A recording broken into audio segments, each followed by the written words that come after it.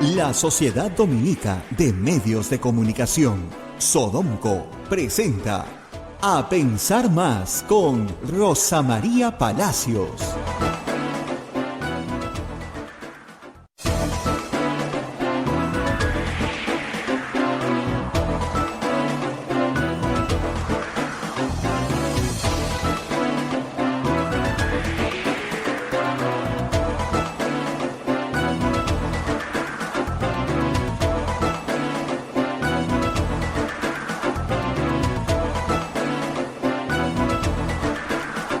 Muy buenos días, señoras, señores, bienvenidos a Pensar Más con Rosa María Palacios a través de la Sociedad Dominica de Medios de Comunicación, Sodonco.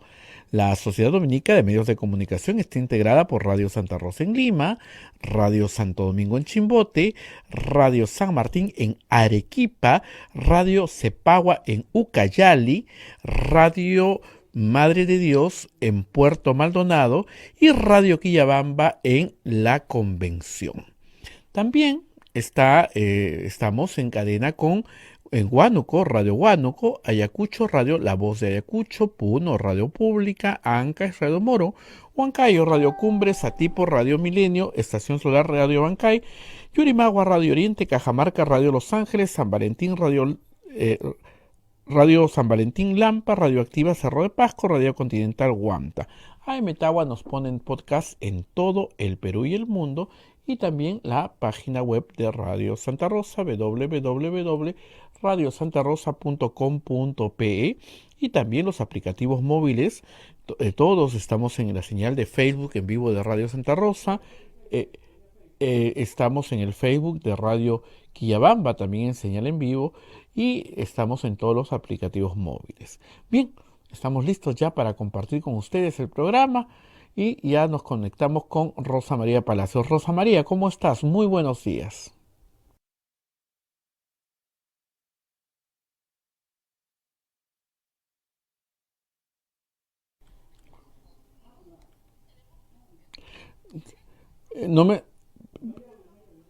Rosa María, me dicen un ratito, por favor, no se quedes perfecto, tenemos. Un segundo, por favor. Ujú. Sí, ahí estamos. Indíquenme, ¿ya tenemos audio? Todavía no tenemos audio, me dicen, no, algo ha pasado, así es que ahí Julio. Sí, yo te estoy escuchando perfectamente, pero no está saliendo a través de la pantalla, así es que vamos a esperar un momentito para que todos podamos escucharnos. Parece que se ha movido la maqueta y Julio está viendo cómo puede solucionar.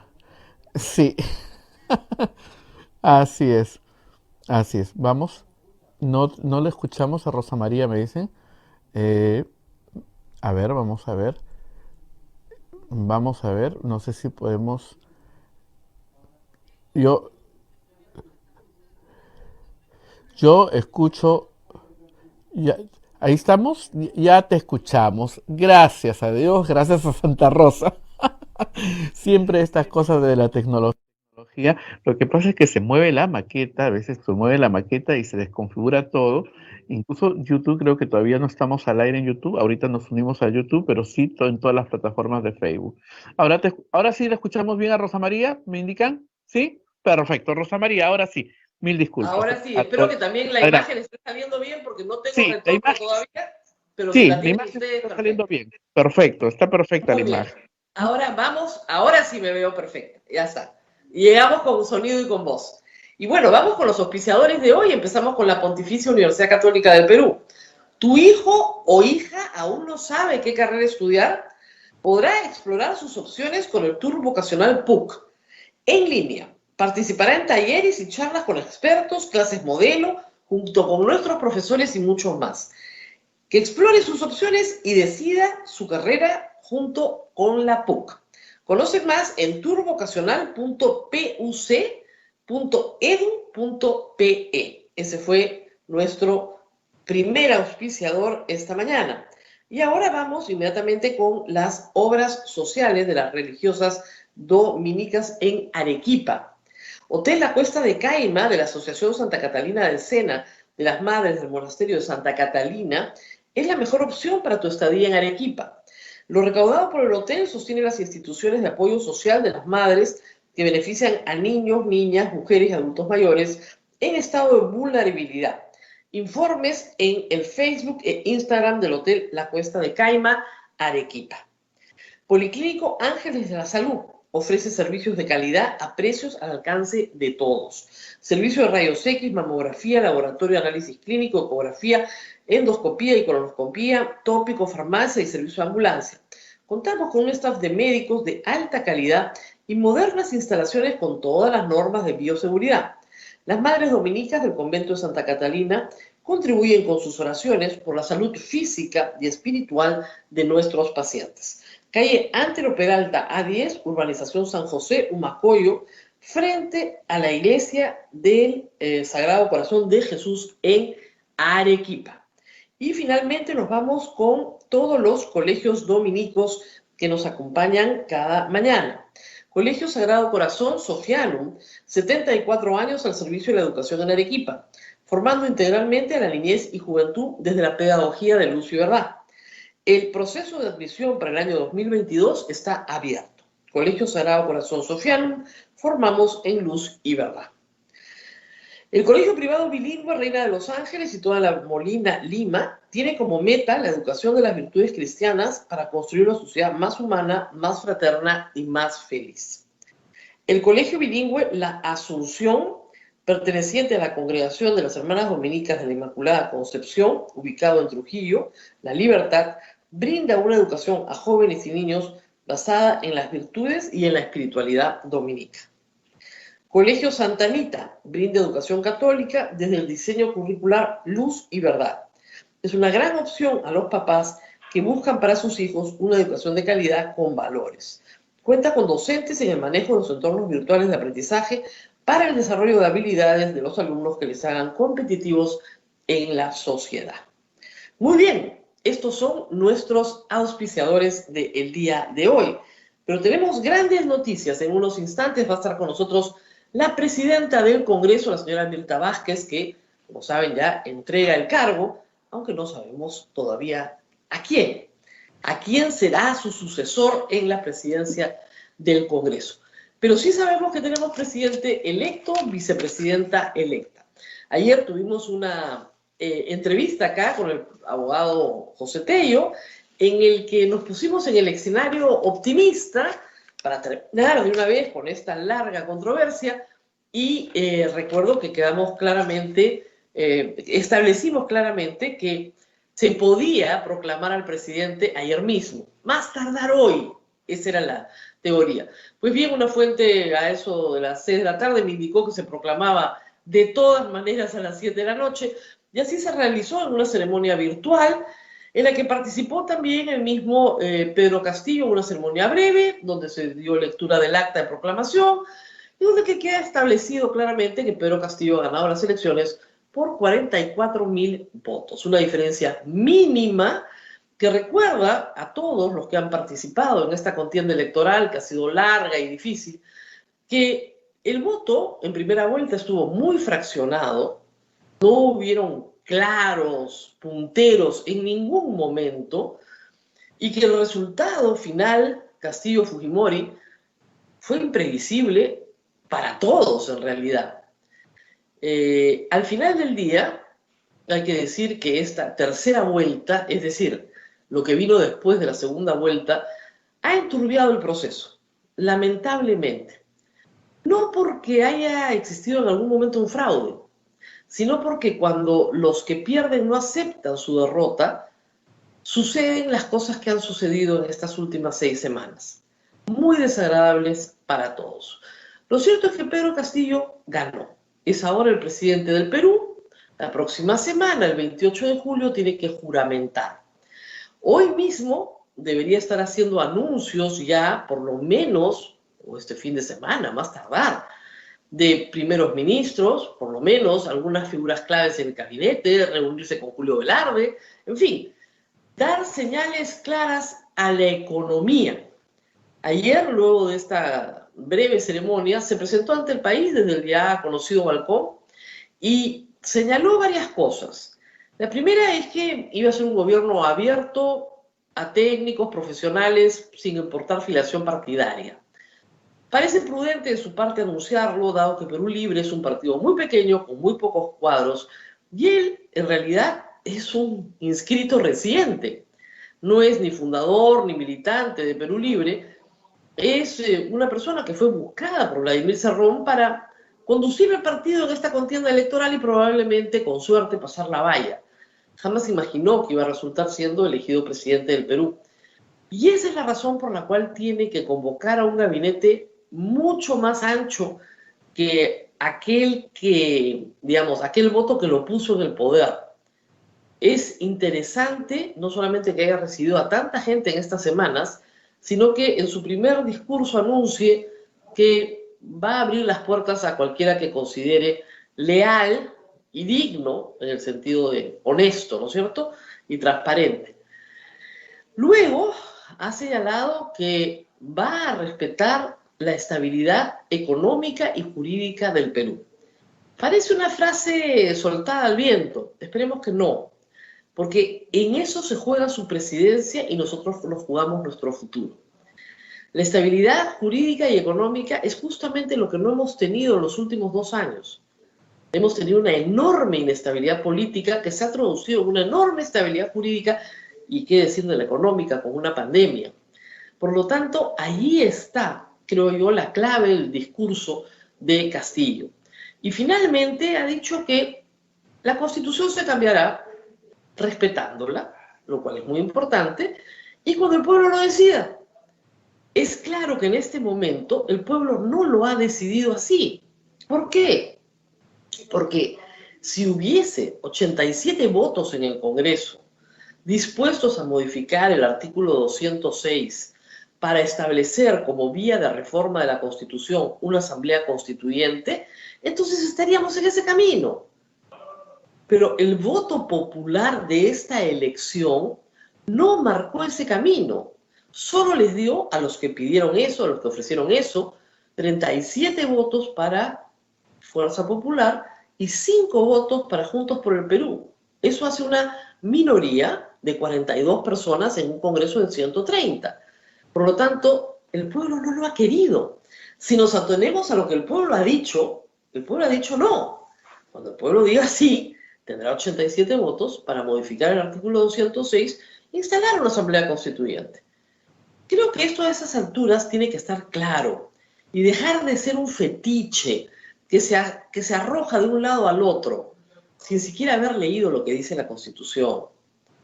A mí me sorprende mucho cuando algunos dicen la Constitución no dice esto o aquello, cuando lo dice claramente.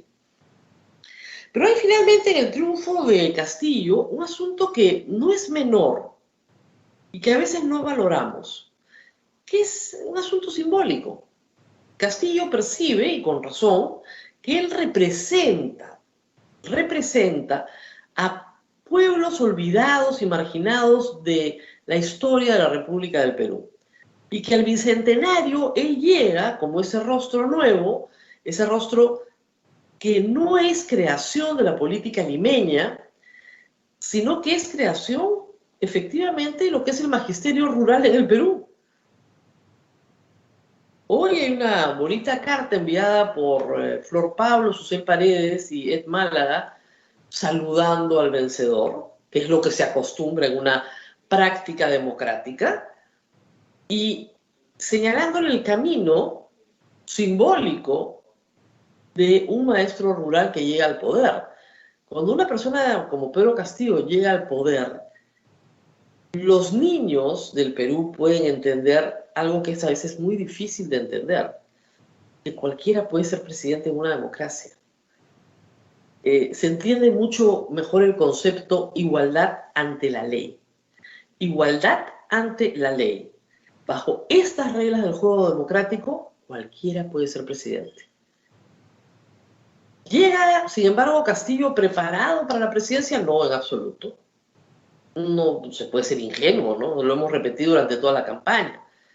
Llega sin cuadros, sin equipo, sin preparación para la tarea, sin antecedentes académicos o políticos, sin la posibilidad de haber tenido el ejercicio de la función pública en algún otro nivel alguna vez. No ha sido ni siquiera un alcalde distrital, no ha manejado recursos públicos jamás, no hay experiencia pública. Algunos dirían que eso es bueno, pero yo les diré que eso es malo. Primero porque la cosa pública tiene complejidades enormes y con las desconfianzas naturales que cualquier persona podría tener, es sumamente difícil gobernar. Creo que la tarea para él va a ser inmensa y no se trata de que se rodee bien, implica un aprendizaje que va a ser durísimo y que no ha podido siquiera, yo diría, empezar en estas semanas luego de que ganara el 11 de abril y entrara a la segunda vuelta. Son pocas semanas en realidad para entender cosas muy complejas. Pedro Castillo no conocía ni siquiera las cuentas nacionales. Estamos hablando de cosas bien básicas de economía.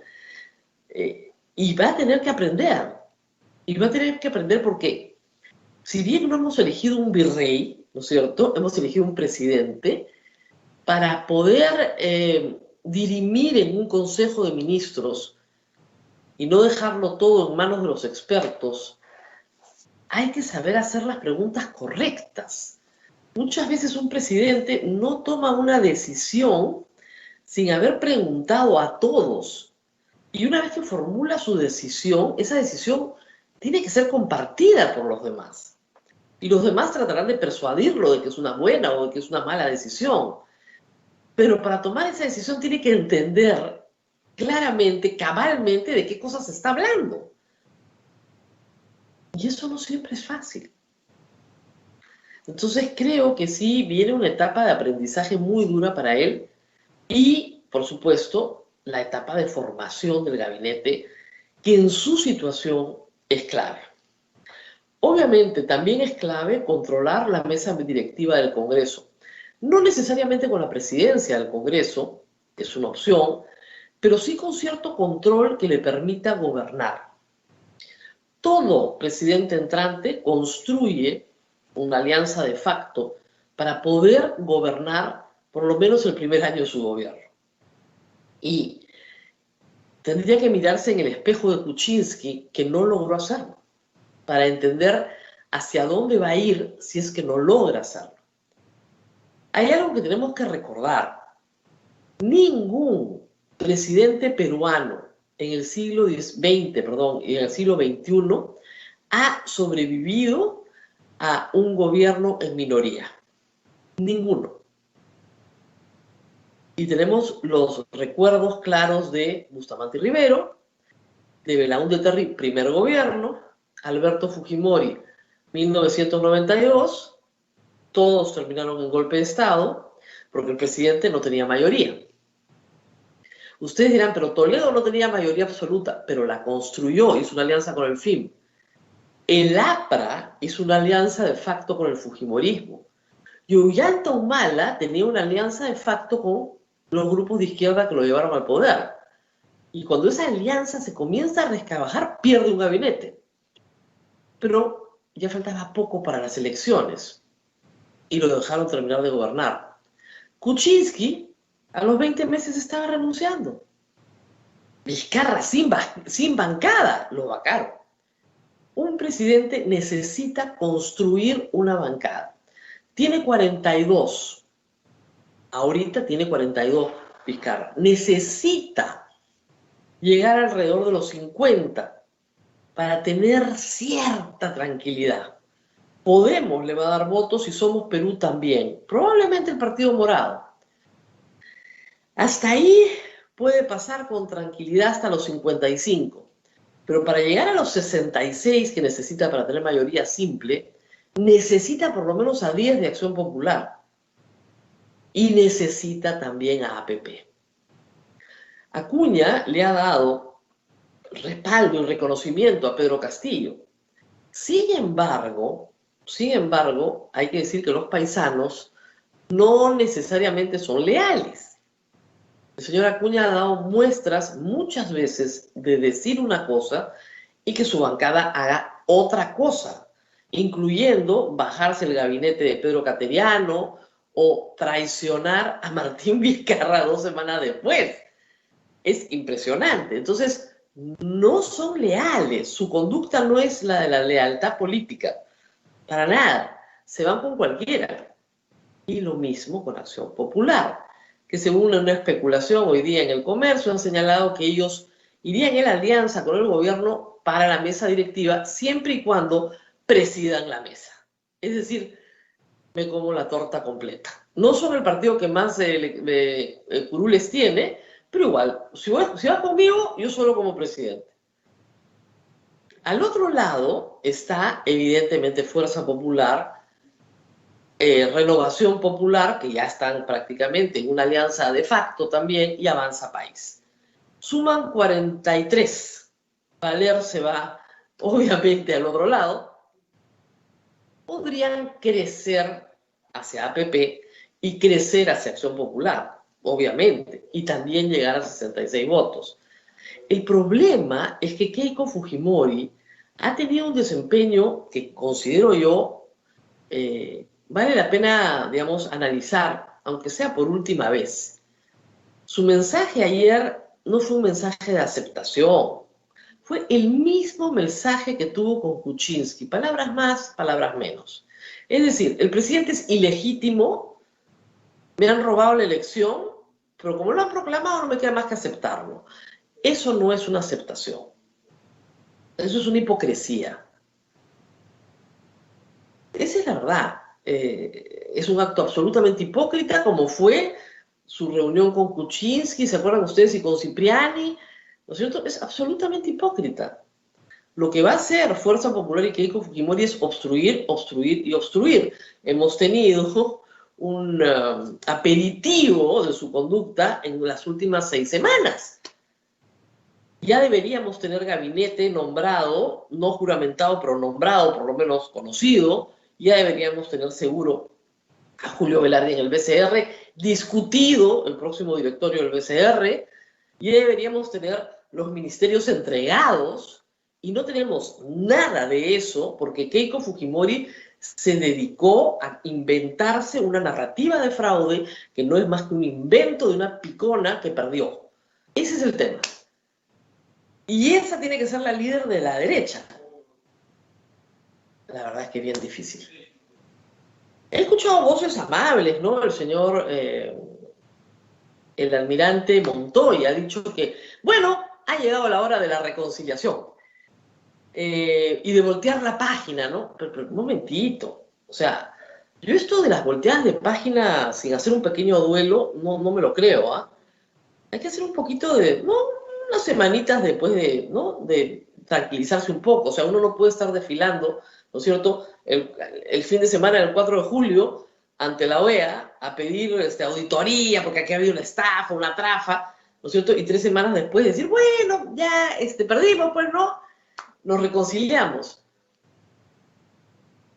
No, un momentito.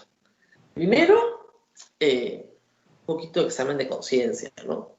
Propósito de enmienda, dolor de corazón, algo, reconocer la falta.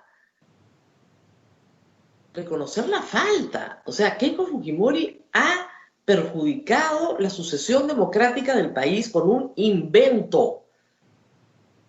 Y si alguno de ustedes cree que esto ha terminado, no ha terminado, porque anoche se lo hicieron saber claramente al presidente del Jurado Nacional de Elecciones. Me han llegado las imágenes a mi celular por WhatsApp, las podemos compartir más tarde, donde un grupo de gente gritaba de todo en la casa del señor Salas anoche.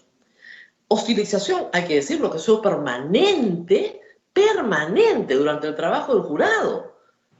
¿Qué jurado tiene una turba, ¿no es cierto?, parada en la puerta de su casa insultándolo? En el caso del señor Salas, en Arequipa y en Lima, en sus 2 domicilios. Y anoche le gritaban traidor, esto no ha acabado. Acá nos vamos a quedar todos los días, vamos a venir por ti. Esa es la gente de Keiko Fujimori. Esos son sus valores democráticos. Podemos compartir las imágenes en algún momento después. Para mañana se las ofrezco. Las voy a poner en Twitter para que las vean. Y lo que me indican es que ya esa grabación se ha hecho cuando ya se había ido la mayoría de la gente.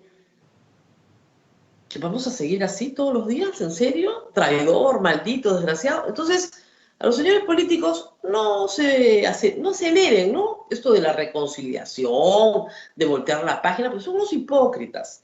No hay ninguna reconciliación ni ninguna voltea de página de nada. Acá hay un grupo de gente que perdió las elecciones por 44.000 votos y no aceptan que un improvisado profesor rural, ¿no es cierto?, les haya ganado la elección. No lo aceptan. Y eso no es democracia. A usted puede no gustarle Pedro Castillo. A mí me da mucho miedo leer el diario programa de Vladimir Cerrón, que como siempre les he dicho, es el hambre. ¿Eh? Ese documento es el hambre. Asusta a cualquiera, por supuesto.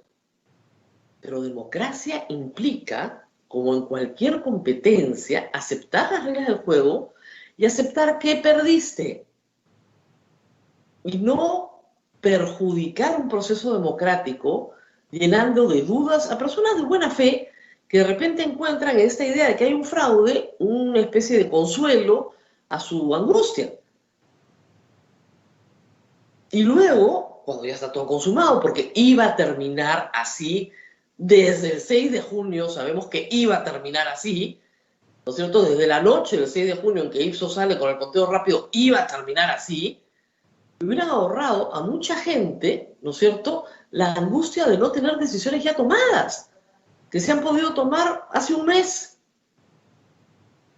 Y claro, como todo en el Perú, esto también se va a olvidar. Este episodio se va a olvidar, como todo se olvida en el Perú. Y Keiko Fujimori seguramente postulará de nuevo en el 2026. Y de nuevo nos dirá con toda tranquilidad que si es demócrata, besará la bandera y dirá que acepta todos los resultados habidos y por haber, y ya sabemos que no acepta nada. Esta es la segunda vez, ¿eh? No es la primera, es la segunda. Ya lo tuvimos con Kuczynski. Y mientras tanto tenemos un presidente que tiene que definir cosas que no ha definido y tiene que explicar cosas que no ha explicado y tiene que aprender cosas que no ha aprendido. Va a ser difícil. Desde aquí, por supuesto, prometemos, como siempre lo hemos hecho, crítica frontal a todo aquello que nos parezca es contrario a la democracia, a lo que establece la Constitución y la ley, que es a lo que te tienes que aferrar en estas circunstancias. Y por supuesto, no compartimos en absoluto las ideas económicas del diario programa elaborado íntegramente, porque él se declara autor, por el señor Vladimir Cerrón. Y francamente parece un despropósito estar proponiendo a Valdemar Cerrón como presidente del Congreso, digamos, para empezar, ¿no? Mala idea. O sea, si Vladimir Cerrón no va a ser ni portero en este gobierno, su hermano no puede ser el presidente del Congreso. Creo que eso es un error. El señor Pedro Castillo tiene que comenzar a tomar decisiones un poco difíciles. No puede perder su base de apoyo y no la va a perder. Y no la va a perder si es que camina un poco más hacia el centro. Porque es inevitable que lo haga. Entendamos que pasó a la segunda vuelta con menos del 20% del voto popular.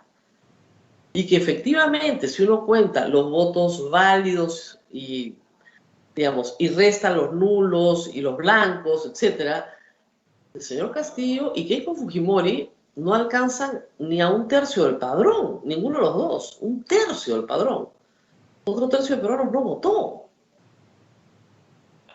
Entonces estamos hablando de un presidente que tiene 32% de apoyo popular. Tiene que tener eso en consideración, porque si toma decisiones equivocadas va a ser sumamente impopular. Y un presidente sumamente impopular no dura. Miren, ni siquiera duran los presidentes muy populares con congresos adversos. Vizcarra fue muy popular. Muy popular. Lo vacaron cuando tenía 50% de popularidad, si no la gente no hubiera salido a marchar a las calles. Imagínense ustedes un presidente impopular, qué fácil es vacarlo. Si se equivoca, va a terminar como con el lema de la UDEX, se nos ha pasado el tiempo. ¿Sabes cuál es el lema de la UDEX? A ver, a mí me gusta el lema de la Unidad de Desactivación de Explosivos del Perú. El primer error es el último. Y ese puede ser el signo de Pedro Castillo. No poder equivocarse. Porque si se equivoca, su vacancia está a la vuelta de la esquina. ¿Tendrá la habilidad? Tiene a su favor algo que sí pocos políticos han tenido. Venir del mundo sindical. Y el mundo sindical es un mundo de negociación. Si sabe negociar bien, pero negociar bien, para negociar muy bien, tienes que conocer muy bien a todos los que se sientan a la mesa contigo. Eso implica medir muy rápidamente a las personas, saber cuáles son sus intereses, cuáles son sus miedos, cuáles son sus afectos. Eso, para un político que ha vivido alejado de Lima, puede ser muy difícil, sobre todo durante los primeros meses. Tu capacidad de negociación está determinada por la capacidad que tengas de entender qué mueve a las personas que están negociando contigo. ¿Y qué le puedes dar a la mayoría de ellos sin perjudicar a ninguno? Eso es política. Esperemos que eso Castillo sí lo sepa hacer bien. Pero ahora nos tenemos que ir a una pausa porque vienen tiempos de despedida y va a estar con nosotros Mirta Vázquez, una parlamentaria que entró en el Congreso de la República, ¿no es cierto?, con Frente Amplio, y que luego ha tenido un perfil propio que la llevó a la presidencia del Congreso en circunstancias muy difíciles y que ha tenido que conducir a un Congreso díscolo, complicado, obstruccionista en muchos casos, hasta esta semana final. Hoy estamos 20 de julio, ya tienen que irse, aunque hay algunos que no quieren irse, y de eso también vamos a hablar. A ver, hacemos una pausa y volvemos con Mirta Vázquez. Vamos a la pausa, Rosa María, y nos vamos a conectar con la doctora Mirta Vázquez en los siguientes minutos. Pausa y volvemos.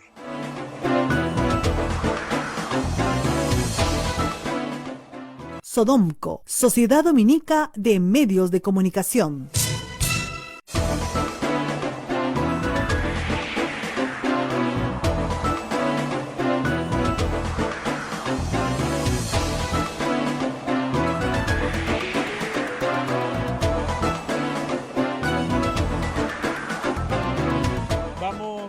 A continuar a pensar más con Rosa María Palacios, y tenemos a toda la red Sodomco: Radio Santa Rosa en Lima, Radio Santo Domingo en Chimbote, Radio San Martín en Arequipa, Radio Cepagua Ucayali, Radio Quillabamba en La Convención, Radio Madre de Dios en Puerto Maldonado. Se une también Radio Huánuco en Huánuco, Radio La Voz de Ayacucho en Ayacucho, Radio Pública en Puno, Radio Moro en Ancash, Radio Cumbre en Huancayo, Radio Milenio en Satipo, Radio Estación Solar en Abancay, Radio Oriente en Yurimagua, Radio Los Ángeles en Cajamarca, Radio San Valentín en Lampa y Radio Activa en Cerro de Pasco, Radio Continental en Huanta. AM Tagua nos ponen podcast en todo el Perú y el mundo, y también estamos en todas las plataformas móviles, la página web de Radio Santa Rosa. Estamos transmitiendo a Pensar Más con Rosa María Palacios, que ya se encuentra con la presidenta del Congreso de la República, la señora Mirta Vázquez. Rosa María, adelante, por favor. Bueno, muy bien, estamos efectivamente con la presidenta del Congreso de la República, con la señora Mirta Vázquez, que nos atiende muy amablemente desde el Congreso. Gracias por estar con nosotros, doctora. Y bueno, creo que ahora sí llegamos al final del camino, o por lo menos eso espero.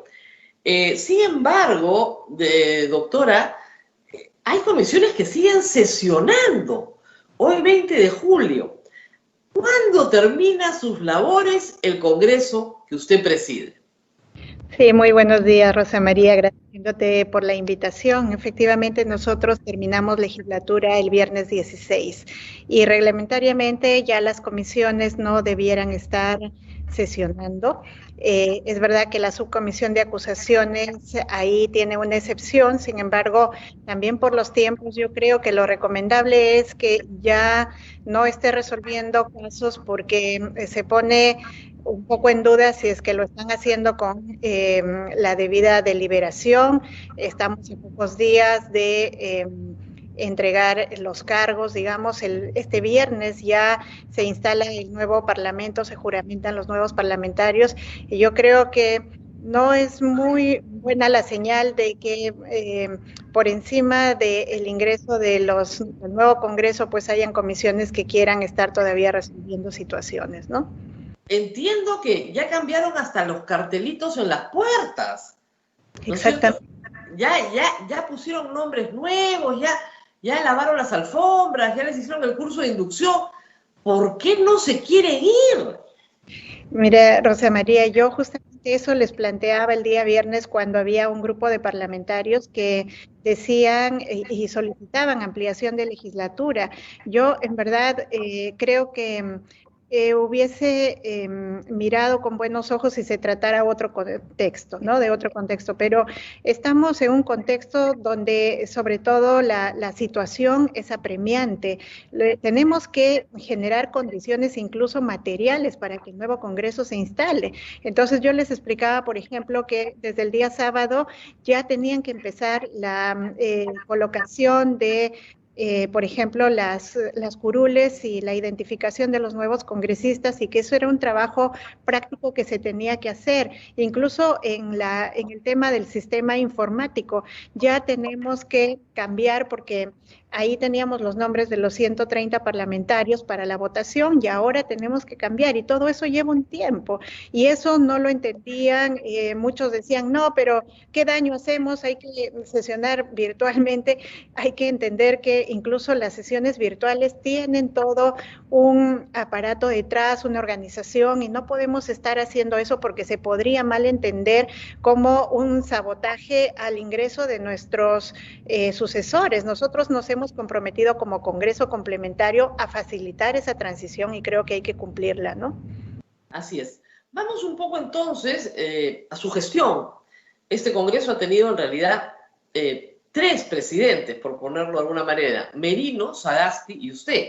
Merino estuvo en el cargo unos minutos, y en realidad, perdón, Merino estuvo en el cargo de presidente unos minutos, unos días, pero en realidad digamos que el presidente Sagasti sí estuvo unos minutos, y usted se ha quedado de noviembre hasta ahora. No estoy segura, pero creo que un poquito más de tiempo que lo que ha ocupado Merino el cargo de presidente del Congreso. Y su nombramiento emanó de una negociación política muy compleja en horas muy duras para el Perú. Sin embargo, ha podido conducir, yo decía, heroicamente este poder del Estado que tantos problemas ha presentado para el país. Mirando para atrás, y en unos días tendrá que hacerlo ya desde su hogar, mirando para atrás, ¿qué fue lo mejor que le ha pasado? O sea, lo mejor que le ha pasado a usted y al Congreso. Sí, bueno, es una muy buena pregunta, Rosa María, que siempre miramos el lado negativo, ¿no? Ha sido un momento muy duro para el país y creo que a veces se visibilizan más las cosas difíciles, negativas, pero yo creo que lo más positivo en medio de todas estas circunstancias es que a pesar de la situación tan compleja, de esta suerte de heterogeneidad de un parlamento, de estar al frente de un parlamento en medio de una crisis no solamente política, sino una crisis sanitaria, creo que lograr mínimos consensos, hacer que en ciertos momentos los parlamentarios sintonicen con la población, porque yo sigo sosteniendo, Rosa María, que puede ser que yo no he sido del agrado de todos mis colegas, pero que muchas veces ellos se han visto, yo creo que también un poco comprometidos a dejarme frente al Parlamento, oyendo esa vigilancia de la ciudadanía que siempre estaba detrás diciendo nosotros queremos un Parlamento con cierta estabilidad, y no aceptaban justamente estos intentos de censura y de sacarnos, ¿no? Entonces, eso es bonito, creo, esa es la parte interesante de cómo ha habido una población vigilante que ha permitido que nosotros sigamos el frente y los parlamentarios creo que han oído ese mensaje también. Pero mire usted, lo mejor de su mandato ha sido permanecer en el puesto gracias a una población vigilante. Yo hubiera esperado que me dijera estas piezas de legislatura, ¿no? Estos procedimientos políticos, de control, de fiscalización. No, lo mejor que hemos logrado es un mínimo consenso para mantener la estabilidad del Congreso gracias al apoyo popular. Eso lo que nos indica es la pobreza, ¿no es cierto?, de resultados de nuestro Congreso. Y eso es una pena. Mira, yo diría, yo resalto eso en el marco de que creo que hay que valorar un proceso mucho más amplio, ¿no? Que es valorar que en medio de las situaciones tan precarias que tenemos en nuestro país en términos de democracia, también creo que lo más importante es valorar una ciudadanía que está atenta, que está vigilante, que es la que sostiene, digamos, las bases de esta pero digamos, hay que entender que este Congreso no es un Congreso democrático, un Congreso que tiene en permanente jaque al presidente de la República. Todas las semanas se anuncia una moción de censura contra la mesa directiva y se conjura el peligro, a veces la presentan, a veces no, se descartan, no reúnen los votos. Es decir, usted se tiene que abocar a la defensa de la permanencia del presidente de la República y la suya propia, en vez de discutir la modernización del Congreso, una agenda nueva, aunque sea en la parte administrativa, ¿no? ¿Cómo hacemos para enriquecer los proyectos de ley?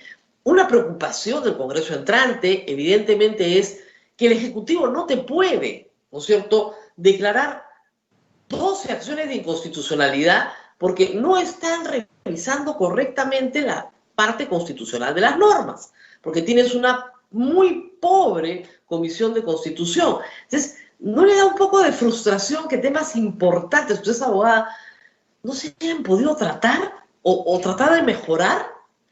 Sí, yo creo que vale ser autocríticos, efectivamente, Rosa María, que ha sido un momento en el que han existido, digamos, condiciones muy precarias para discutir realmente como debiéramos las normas, las leyes, y eso debe quedar un poco como lección para el próximo Parlamento, porque si nos distraemos en esta suerte de ataques, confrontaciones, se cree que hay que vivir en una pugna constante con el Ejecutivo y yo creo que no es así, que con nuestra función de control y de fiscalización, la idea no es estar generando tensiones, la idea es cómo generamos un trabajo de calidad y yo sí asumo esa crítica que tú haces y creo que muchos ciudadanos la hacen, de que hemos perdido tiempo en lugar de estar discutiendo normas más útiles para la población, por un lado, por otro lado, dándole consistencia más técnica a las normas y por eso algunas han terminado en el Tribunal Constitucional por esa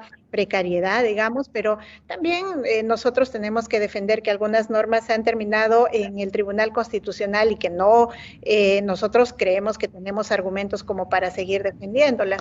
Igual yo creo que fíjate, ha sido un tiempo en el que hemos también valorado mucho que haya una posibilidad, digamos, de sacar algunas normas con todos los problemas que han habido. Yo creo que no hay que invisibilizar también algunas normas interesantes que hemos ido empujando en medio de una situación de crisis y siendo un parlamento además con este nuevo modelo en el que no hay alguien que entra con experiencia, todos somos nuevos, hay que responder a esa situación, digamos, tan difícil en medio de las de nuestras propias nuestra propia inexpertitud, digamos, ¿no? Pero, doctora Vázquez, a pesar de su poca experiencia, usted ha hecho algunas cosas que son más bien de una persona muy experimentada. Por ejemplo, hace pocos días, cuando se iba a discutir la votación para el TC, y sabiendo a lo que se estaban exponiendo los congresistas, usted les pide a los congresistas que voten, suspende la sesión para elegir a nuevos miembros del TC y dice, miren, vamos a votar. ¿Quiénes quieren continuar con este proceso y quiénes no quieren continuar con este proceso? Un gesto que parece muy democrático, pero lo que usted estaba haciendo ahí es preconstituyendo prueba para un proceso penal. Sí, mira, Rosa María, yo creo que mi rol ha sido muy complejo y en medio de una situación en la que hay tanta crispación, digamos, entre los actores políticos, hay que buscar mecanismos como para legitimar decisiones. Yo perfectamente podría haber tomado una decisión diciendo acá simplemente se cumple una resolución judicial, porque eso es lo que desde mi punto de vista correspondía. Sin embargo, hay una situación, había en ese momento una situación de crispación muy fuerte, de confrontación con mi persona, que además a la que acusaban de no defender el fuero parlamentario por decirles, ¿no?, que las resoluciones se cumplen, así de simple. Entonces, la mejor decisión creo que es la que se toma de manera colectiva y cada uno asume su responsabilidad. Entonces yo le dije, bueno, colegas, acá sometamos a debate. Mi posición es que las resoluciones se cumplen y aún así yo postulo que hay que defender el fuero parlamentario en el juicio, etcétera. Cada uno se hace aquí responsable de su decisión, porque además a mí me decían, incluso el presidente de la Comisión de Constitución llegó a decir que yo no los represento, porque solamente los represento en asuntos administrativos y que para efectos legales yo no tengo ningún tipo de representatividad. Entonces, bueno, si él postula esa teoría, que asuma su responsabilidad también propia, ¿no? Claro, yo creo que usted hizo una cosa que parece muy inocente y pura, pero lo que hizo fue preconstituir una prueba y ellos no se dieron cuenta. O sea, es decir, para que entienda el público, si yo le pido al Parlamento, en estos términos, ¿obedecemos o no una resolución judicial? Y 86 dice, no la obedecemos, los votos de esos 86 señalan una manifiesta voluntad de desobediencia a una resolución judicial. Nadie los va a juzgar por su voto, pero la manifestación de voluntad está ahí, en ese voto. El voto es lo de menos, es que queda clara la manifestación de voluntad. Y el problema es que, de acuerdo al Código Penal, una autoridad que desconoce colectivamente una resolución judicial, colectivamente y siendo autoridad, puede llegar a tener una pena, y siendo una resolución judicial, una pena de 12 años. Yo no sé si no tenían asesores que les pasaran una copia del Código Penal. Y delante de todo el Perú cometieron un delito en vivo y en directo. Esto era transmitido por todos los canales. Y usted los hizo votar. Pero también yo creo que sometí a votación por dos cosas. Una, me llamaba mucho la atención, Rosa María, y ahí una reflexión, ¿no? El Estado invierte en asesores legales para cada parlamentario, y a mí me llama mucho la atención de que, bueno, hay muchos parlamentarios que no son abogados y que obviamente no entienden de las normas, pero tienen un asesor. Entonces yo establecía, digamos, y de alguna manera les daba los argumentos legales, pero sentía que mi palabra no era confiable para ellos, ¿no? Y decían, no, es mentira, lo que tú estás diciendo es falso, nosotros, y repetían como un mantra el tema de que nosotros no somos responsables por nuestros votos, y decía, pero es que no están juzgándolos por... No los van a juzgar por sus votos, sino por desobedecer una resolución judicial. Bueno, no me creyeron y yo, bueno, creo que ahí tienen asesores como para poder asesorarse. No sé si fue un tema de no creencia, de no querer asesorarse, o también a veces políticamente pues uno prefiere tomar una decisión así, ¿no?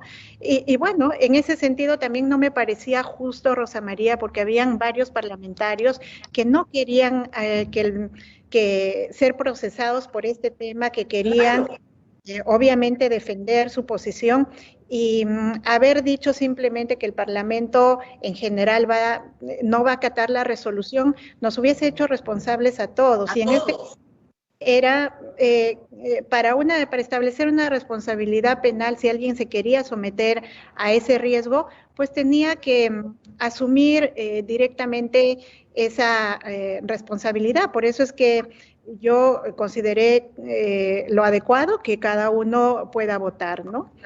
No, y así fue como 44 congresistas se salvaron de tener responsabilidad penal. O sea, en realidad esos 44 tienen que estar muy agradecidos a usted, porque usted al hacer la votación establece quiénes son los que quieren delinquir y quiénes son los que no quieren delinquir. Pero los 86 están en este momento investigados por el Ministerio Público y ya no hay inmunidad parlamentaria. Y van a tener que responder por eso, y ojalá que se les ponga una pena mínima, por supuesto, yo soy muy benigna, pero que se deje constancia de que el Congreso no puede desobedecer una resolución judicial y que el presidente quede. Yo he tenido a veces la sensación, doctora, no por su conducta, sino por la conducta de algunos parlamentarios que creen que el poder no tiene límites. ¿Ha tenido usted esa situación, creo yo, desde varias comisiones y desde varias bancadas? O sea, que se trata, el Congreso no tiene un poder ilimitado. O sea, bajarte un presidente, digamos, no te da poderes ilimitados. Sí, yo he tenido la sensación y yo espero que esto sea un tema también que se entiende en el próximo Congreso, ¿no? Que es el asunto de que el Congreso, como cualquier otro poder del Estado, no está exento de un control. Y el control lo puede hacer el Poder Judicial, por ejemplo, en este caso corresponde que el Poder Judicial también haga el control. Entonces, yo creo que es bien importante que asimilemos también que como siendo el primer poder del Estado, no tenemos poderes ilimitados, no es que nadie nos puede, no es que estamos al margen de la ley, ¿no? Tenemos que cumplir la ley. Por eso es que miren, más allá, yo no quisiera que ninguno de mis colegas sea sentenciado por estos temas, pero sí quisiera que se entienda que estos precedentes nos dejen la lección de que el poder legislativo tiene un límite, tenemos la posibilidad de ser controlados y que el control obedece a un asunto fundamental, que es el respeto por el Estado de Derecho. Eso es la finalidad, digamos, de que cualquier poder sea controlado, ¿no? ¿Cuál es la pieza legislativa que se quedó? Algo que usted pensó que sí lo iban a lograr sacar y no se pudo. Bueno, a mí, mira, particularmente me ha preocupado mucho las situaciones que ayudan de manera fundamental a responder a la situación de emergencia actual, ¿no? Y ahora, por ejemplo, tenemos una situación de emergencia alimentaria y yo sí hubiese aspirado a que este Congreso por lo menos saque adelante esta ley de emergencia alimentaria que establezca ahora nuevas políticas para que se atienda no solamente en este momento, sino pensando a futuro que la crisis va a seguir golpeando, cómo es que damos y garantizamos la alimentación no solamente segura, sino de calidad para la población más pobre sobre todo. Pero ese proyecto fue rechazado por venganza.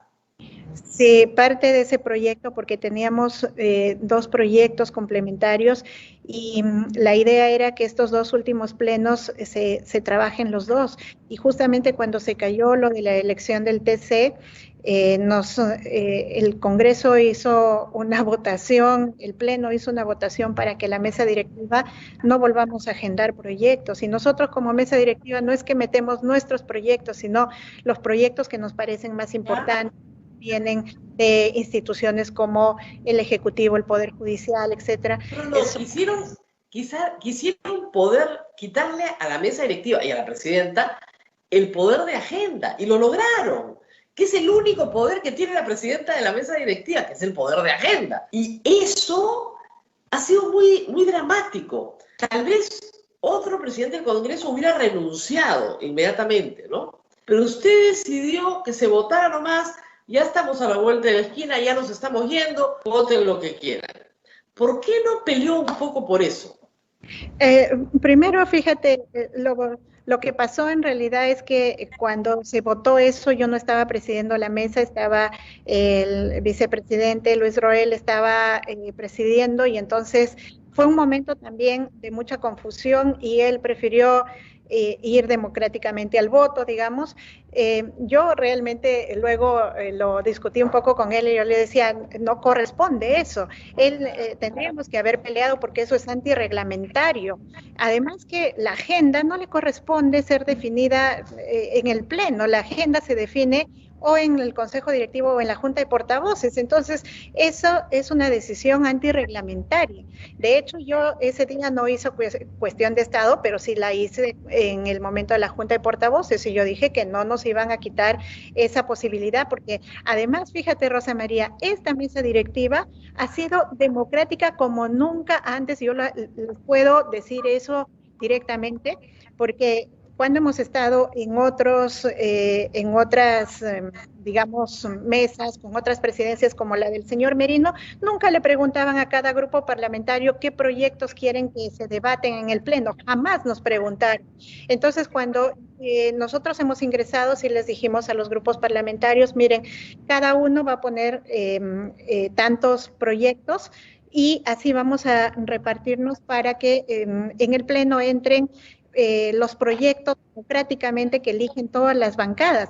Y al final, claro, nosotros hubiésemos podido hacer ese trabajo solos y decidimos hacerlo democráticamente. Y al final intentaron votarnos a nosotros como que, yo digo esto, ¿no? Coloquialmente digo, es como que tú invitas a tu fiesta a alguien y al final te terminan votando de tu fiesta, ¿no? Tú no puedes Y estar... en eso sí quería hacer un punto. El señor Merino es un hombre de talante autoritario, eso fue clarísimo. Además, participó activamente en un golpe de Estado, lo trabajó, lo fabricó para él hacerse presidente del Perú. Usted es lo contrario, usted es una persona muy democrática. Y lamentablemente le hago esta pregunta con alguna perspectiva de género, porque a las mujeres que somos democráticas, que repartimos pelota, que queremos trabajar en equipo, nos dicen débiles y nos ven débiles y por lo tanto vulnerables y por lo tanto atacables. Yo no sé, pero creo que usted ha sentido eso durante su presidencia en estos días. Sí, sí, Rosa María, y yo ahora lo puedo decir con cierta libertad ya, porque yo creo que desde el día en que yo me senté y ocupé el sillón de presidencia he sentido un acoso político directo. Es que no ha habido día en el que no me amenacen con una censura, en el que no tenga aquí a gente tratando de imponerse en mis decisiones, cuestionándome. Yo nunca he visto que al señor Merino o a cualquier presidente varón le cuestionen por las decisiones que toman, pero cuando yo tomaba las decisiones que además a mí me competen, Rosa María, entonces todo el mundo me cuestionaba que por qué yo no lo consulté con la Junta de Portavoces, y le digo, perdonen, pero esa es una decisión que le corresponde a la presidencia. No, pero es que hay el estigma de que una mujer no puede tomar decisiones sin consultarle a los varones.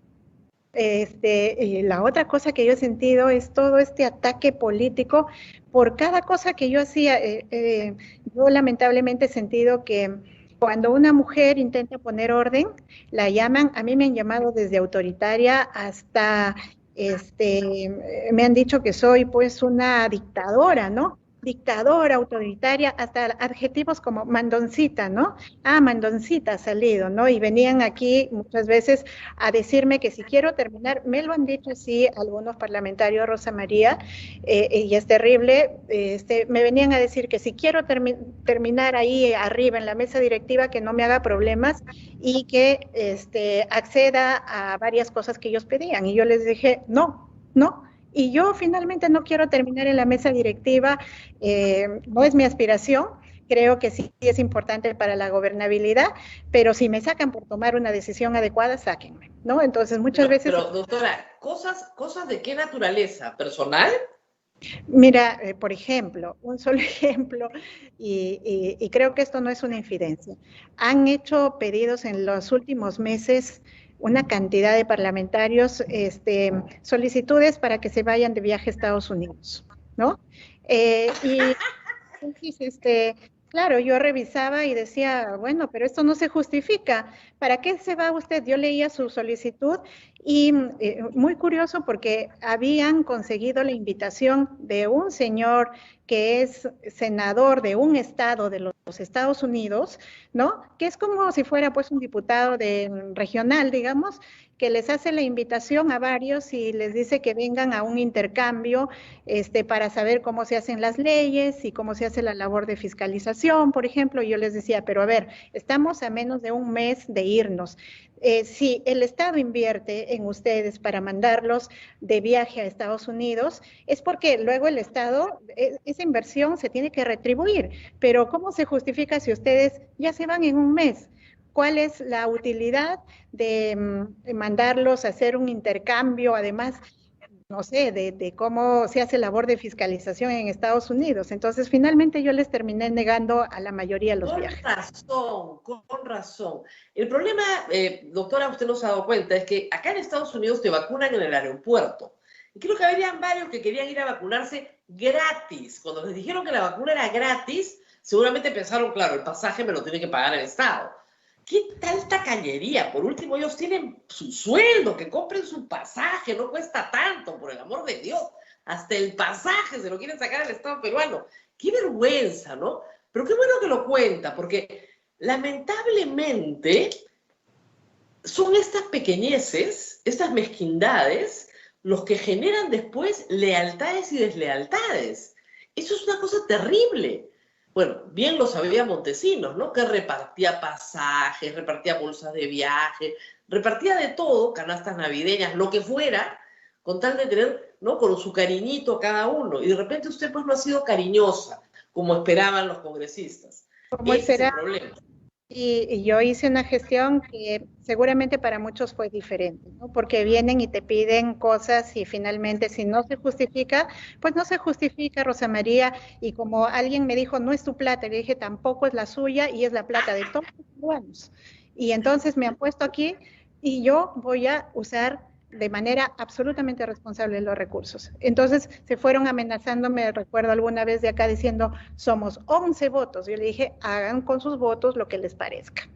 Entonces, ha habido todas esas cosas que ahora yo me siento en la libertad de contarlas, Rosa María, porque creo que es importante también dejar huella de que tenemos que aspirar a hacer gestiones diferentes, que es posible hacer gestiones honestas, transparentes y eficientes a la vez, ¿no? Y que la gestión no tiene que ser siempre el símbolo y el signo de favores. Eso no podemos construir un Estado basado en favoritismos, ni en amiguismos, ni en esta suerte de privilegios, ¿no? Para algunos. Yo creo que no, yo no he querido hacer eso, creo que no hubiese sido lo más adecuado, tal vez hubiese estado más tranquila, tal vez hubiese pasado los días aquí más cómodamente sin que nadie me esté cuestionando ni insultando en el Congreso, porque en el Pleno todo el mundo se ha dado la libertad de insultarme, de decirme cosas, y eso obedecía a muchos procesos que al interno se vivían, pero me los he soportado, Rosa María, porque creo que este país merece también cierta valentía para asumir responsabilidades, ¿no? Y el día que nos ponen con un encargo aquí hay que cumplirlo de la manera más adecuada, ¿no? Yo siento, no es el caso de la mayoría, pero siento que hay algunos congresistas que llegan al Congreso como que se sacó la tinca, ¿no? Y hay que sacarle, pero hasta la última gota de jugo al limón antes de irse, porque nos tienen que dar plata, de alguna manera. Y claro, por eso dicen, no es su plata, reparta. ¿Qué le pasa? ¿Por qué no está repartiendo el botín?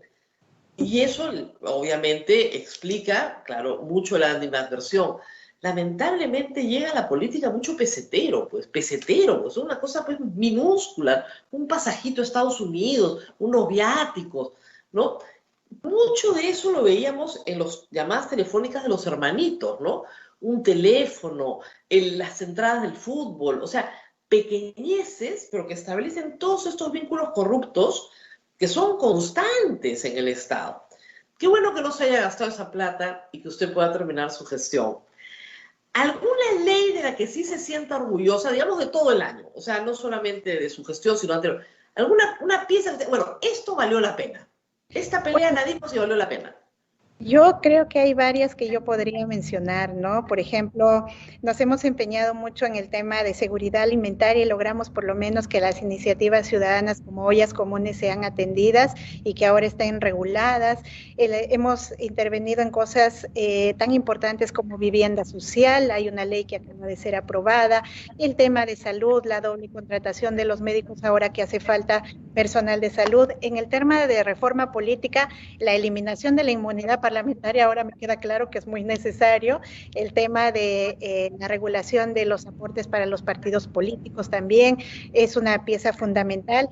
En lucha contra la corrupción yo me voy muy contenta, Rosa María, de haber terminado con esa frase de Otorongo no come Otorongo. Logramos sacar del Parlamento al excontralor, que era un colega nuestro y que tenía 30 y tantos meses de no ser, su caso no moverse, y nosotros lo movimos. El señor tuvo que ser desaforado, el presidente Vizcarra por temas de corrupción inhabilitado, el caso de los hermanitos y cuellos blancos por fin se desentrampó y por fin pudimos sacarlo adelante. Creo que esas son cosas que a mí me dieron mucha satisfacción. Tenemos que mostrar que sí se puede hacer una gestión diferente y sacar leyes que sí a la gente le ayudan en el día a día, ¿no? Claro, y esas cosas han costado muchísimo sacarlas adelante. O sea, lo de los hermanitos se ha resuelto hace pocos días cuando estaba esperando años, pero finalmente se logró, y se ha logrado por el empeño de algunos que han batallado para que esto finalmente suceda. Así que, como yo siempre digo, en el Congreso hay gente estupenda, pero también lamentablemente hay de lo otro, y finalmente es un espejo de nuestra sociedad, ¿no? Donde también somos un poco de todo. ¿Planes futuros? Mira, Rosa María, yo creo que después de todo este proceso que yo he pasado, que fue además inesperado, yo no soy una persona con experiencia política y todo para mí ha sido una experiencia muy fuerte. A mí me gustaría realmente parar un poco, reflexionar, hacer una mirada desde la perspectiva también de afuera, de cómo ha sido mi rol, porque creo que eso me ayudaría también a madurar políticamente. Si alguna vez tengo que volver a asumir una responsabilidad, creo que estas lecciones tienen que estar bien procesadas, esto me ayudaría.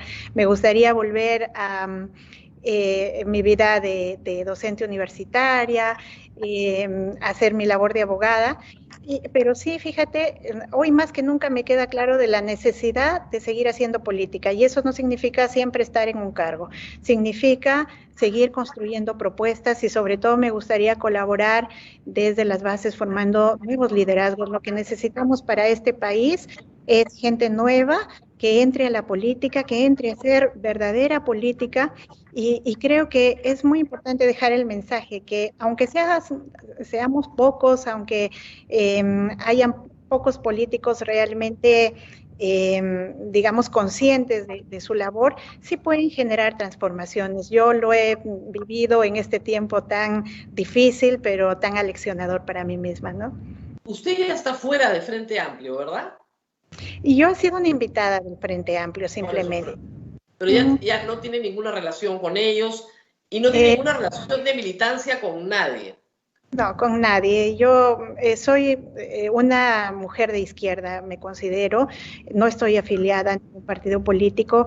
Sí sueño con lo que mi paisano y referente de la izquierda, Alfonso Barrantes Lingán, decía, ¿no? Una izquierda unida. Ojalá algún día lo logremos y creo que hay que trabajar mucho para esos proyectos grandes, ¿no? Pedro Castillo ayer fue proclamado presidente finalmente. Promete, por lo menos ayer ha dicho, equilibrio jurídica y estabilidad económica. ¿Podrá cumplir esa promesa, cree usted? Yo creo que hay que esforzarse para eso, pero que efectivamente siento que Pedro Castillo está leyendo bien el contexto, ¿no? En este momento de crisis lo que hay que asegurar es una mínima estabilidad y que los procesos de cambio tienen que ser progresivos y espero que esa mirada se mantenga. Creo que sería lo más sensato en este momento y bueno, a hacer esfuerzos porque en medio de una situación de tanta donde se han agudizado mucho las posiciones, lo indispensable es volver a cohesionar, ¿no? Para caminar adelante. Bueno, felicitaciones por haber llegado hasta el final. No es fácil porque usted tiene una imagen de ser una persona suave, de modales suaves, de voz suave. Normalmente a las mujeres se les exige que se masculinicen en el cargo de poder y asuman posiciones, o sea, actitudes masculinas, ¿no? Levantar la voz, utilizar improperios. No ha sido su caso. Entonces, eso ya es un triunfo. Lograr llegar hasta el final siendo una misma es bastante difícil. Así que felicitaciones. Y Abel, no sé si tenemos alguna pregunta para la presidenta del Congreso en esta última entrevista como presidenta del Congreso, por favor. Más que pregunta, Rosa María, estoy leyendo la cantidad de felicitaciones a la señora Mirta Vázquez, que es desde el inicio del programa, y en la parte final han aumentado su valentía para enfrentar esos momentos tan desagradables, ¿no? De ser coaccionada, amenazada, ¿no? Quizá, ¿cuál considera usted, doctora, el momento más difícil que tuvo en el Congreso? Sí, esa es una pregunta que me lleva a pensar en los inicios, cuando efectivamente yo entro a ser la presidenta del Congreso y sentía muchas presiones y creo que había mucha gente que creía que era fácil manipularme y entonces había mucha presión sobre mí. Como eso no sucedía, empezaron a amenazarme, pero no me amenazaron a mí, amenazaron a mis hijos. Yo tengo 2 pequeñitos.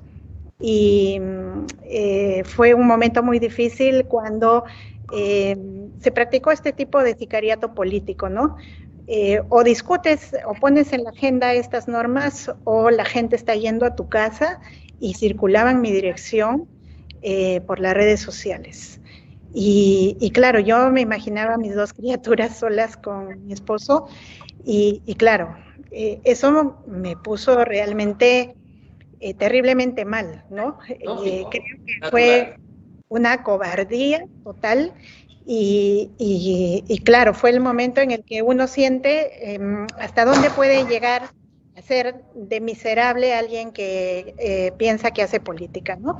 Entonces, sobreponerse a eso es duro. Es duro.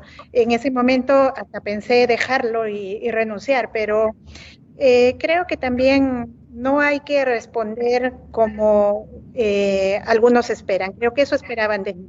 Y yo he sabido mantener, creo, y ese ha sido uno de los mayores logros, mantener cierta serenidad, fortaleza y valentía, porque creo que sí, hay que cuidar de los nuestros, pero que no hay que ceder a ese tipo de cobardías, donde además se está exponiendo a todo un país a dejar en manos de sicarios políticos, ¿no? Entonces, he seguido adelante a pesar de esas situaciones tan difíciles y diversas.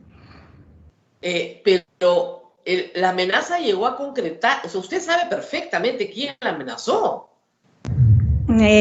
Sí, eran colectivos, hay una denuncia al respecto que se está investigando, estos colectivos que se decían ser de exaportantes, ¿no? Y claro, la amenaza aquel día no se llegó a concretar porque yo también tengo que reconocer que varios colegas voceros fueron solidarios conmigo, pero eso también fue una mala señal. Yo luego lo hablé con ellos porque con la desesperación de no saber qué hacer para que no lleguen a mi casa, ataquen a mis hijos, pues algunos dijeron, pongamos este tema en debate ya, ¿no? Para que no se generen más riesgos. Y después yo creo que eso fue, y lo hablé con ellos, no debemos ceder a las amenazas y a los chantajes para que se manejen las situaciones así. Después llegamos a un acuerdo con algunos y ya, por eso es que también yo pensé en esta fórmula de no se generan más agendas así abruptas, ahora lo discutimos en junta de portavoces y vamos a hacerlo de manera transparente y aquí se decide qué cosa entra al debate o no. Gracias. Bueno, muy bien, momentos difíciles, evidentemente, pero sí se sacan varias lecciones de su presidencia, creo para todas las mujeres que están en política, ¿no? Yo le digo a todos los que entran siempre, se van a meter con tu familia. O sea, si tu familia no está preparada, no te metas. Tienes que preparar primero a tu familia porque tu familia se van a meter con ella y seguramente van a encontrar el enorme apoyo de su familia a todos los que quieran hacer política. Pero en el caso de las mujeres es muy difícil por el tema de los hijos. Es un tema muy sensible y saben dónde atacar y todo el mundo tiene un punto ciego ahí, ¿no? Entonces sí, pero creo que se sacan buenas lecciones de esta experiencia y reitero, no es necesario masculinizarse para tener poder. Y de hecho, la doctora Mirta Vázquez ha tenido mucho poder, pero una cosa es tener poder y otra cosa es usar ese poder. Y creo que en el uso del poder se ve la diferencia. Muchas gracias, doctora, por haber estado esta mañana con nosotros. Qué bueno que ya terminó, me imagino que ya están las tareas administrativas de entregar a la Junta Preparatoria toda la administración del Congreso, por supuesto, continúa, ¿no es cierto? Pero ya la administración se entrega, hace usted el acta de entrega y se retira, me imagino, este viernes. Sí, hoy día en unos minutos tenemos la última comisión permanente para resolver algunos temas y dejarlos encaminados y luego ya abocada hasta el viernes a hacer una entrega de cargo que a mí sí me parece muy importante. Cuando yo entré nadie me entregó cargo, nadie me entregó un solo papel y eso me generó muchos problemas y yo quiero hacer una transición ordenada, adecuada y además que ayude al próximo Parlamento a mirar qué cosas se quedan pendientes y desde dónde deben partir. Así es. Muy bien, muchísimas gracias por haber estado con nosotros y muchas gracias por su servicio al país, que ha sido, creo yo, muy valioso. Nos vamos a reencontrar, estoy segura, en otros escenarios políticos en los próximos meses. Gracias por estar con nosotros. Muchas gracias, Rosa María. Buenos días. Y bueno, Abel, tremendo testimonio el que hemos tenido esta mañana. Nos tenemos que ir despidiendo. Es difícil para las mujeres estar en política, no crean que es fácil. Es bien difícil. Porque en el caso de Mirta Vázquez, como yo digo, ya es una persona que habla de una manera muy suave, que tiene modales muy finos, y claro, la ven como débil, la perciben como manipulable, vulnerable, y los ataques no han parado, realmente no han parado. Desde que asumió en noviembre del año pasado, han tratado de sacarla a ella y al presidente Sagasti, yo creo que todas las semanas. Y ahora vemos por qué. Por unos pasajitos a Estados Unidos, pues. Qué vergüenza, ¿no? Qué vergüenza. Qué vergüenza, sí. Qué vergüenza ajena. Además que le dices, si usted quiere estar ahí, no es su plata, reparta. ¿Qué es esto? Dios mío. En fin. Bueno, Abel, nos tenemos que despedir. Nos despedimos, Rosa María. De verdad que lo que ha contado la doctora Vázquez simplemente creo que confirma lo que muchos pensaban de este Congreso de la República, ¿no? Lamentable, muy lamentable. Bien, Rosa María, nos vamos hasta el día de mañana que venimos con mucho más aquí en A Pensar Más. Cuídate mucho, Rosa María, nos vemos. Hasta mañana. Chao, chao.